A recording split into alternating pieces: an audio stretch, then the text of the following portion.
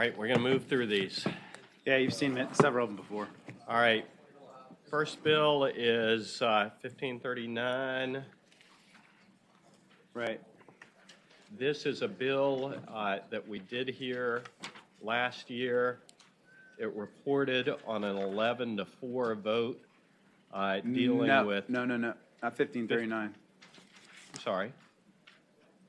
I'm sorry. It failed to report on a 11-4 vote last year dealing with withholding of income for child support from transportation networking contracting drivers, right? Close.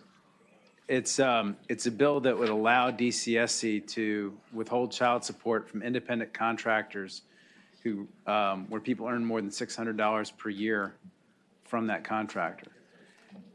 And last year, Senator McDougal and Senator Peterson expressed concern that the way it was drafted, because of the way it was drafted, we might be changing the law on independent contractors and employees. And so we went back to the drawing board and redrafted it to take away the mixing of definitions and sort of clean up the drafting is what we did.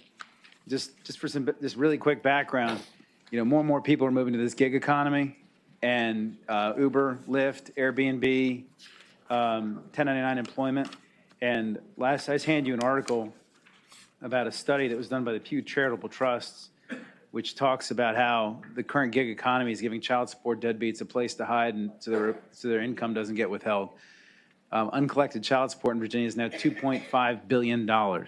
We have $2.5 billion that, and if that's not paid by these payees, it's paid by social services, so it costs taxpayers. So what I did with the bill this year was we made several changes. Number one, instead of combining independent contractor and employee in the employment code, we just added the term independent contractor throughout the code.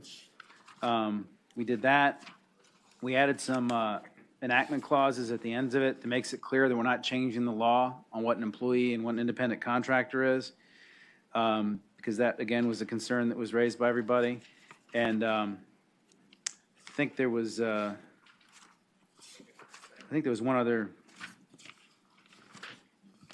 change, I think, which I can't remember. Ms. Walsh might remember what it was, but she helped write it. I think we made it clear that it was for $600 or more in a couple of other places Right. throughout the bill. Right.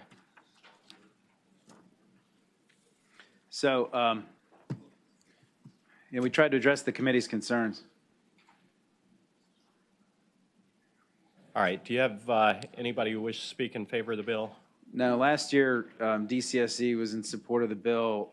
This year, they're ambivalent about it, but they help provide feedback to get it to where it is. All right, Poverty Law Center loves the bill. Family Law Coalition loves the bill. Anybody in opposition to the bill? Is it? Hang on, not so fast. Mr. Chairman, members of the committee, Nicole Riley with NFIB representing Virginia small business owners. We just have concerns with the bill, just in the burdensome aspect for this for our members. As of 2017, when we did a survey of our members, 51% still do all of their payroll in-house. So for a lot of them, this could be a burden from them, just in the way of reporting and the mechanism by which they'd have to do this. Thank you. Mr. Chairman, Rob Bohannon representing the Virginia Retail Merchants Association.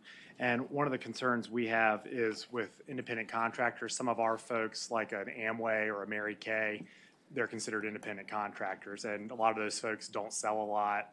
And there's a lot of folks who do that for, minimal reason, and they could get pulled up into this. So if that threshold were raised from $600 to another higher figure, would that address your concerns, Rob? Probably. I'd be happy to talk to our client and see. You want to raise that to $5,000? It's fine with me. Mr. Chairman, I guess there's I'm not sure how many Uber drivers make 5,000, but.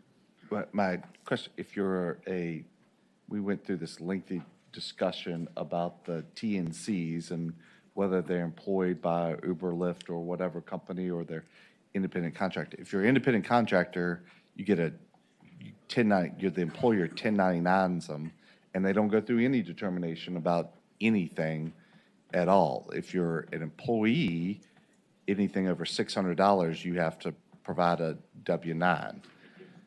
So that, I think, is the question. What if you hired a babysitter and they, to work or summer care, and you paid them $1,200 you're supposed to 1099 them. And you do that, are you supposed to then do withholding for them? If you're hit with a child support withholding order, you wouldn't, you'd have to get a child support withholding order served on you as an employer.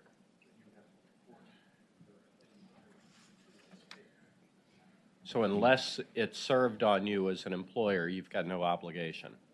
Right, this does create, I don't know, there are obligations to report to VEC once you hit $600 that you've employed somebody, and DCSE checks that database to figure out who to hit with the employment withholding orders.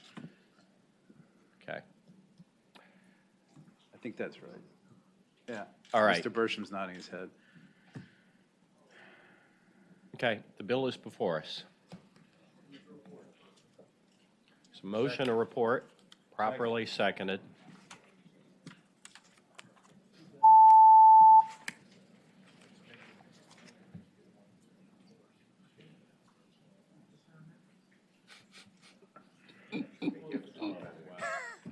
Ayes 12, no 0, abstentions 2.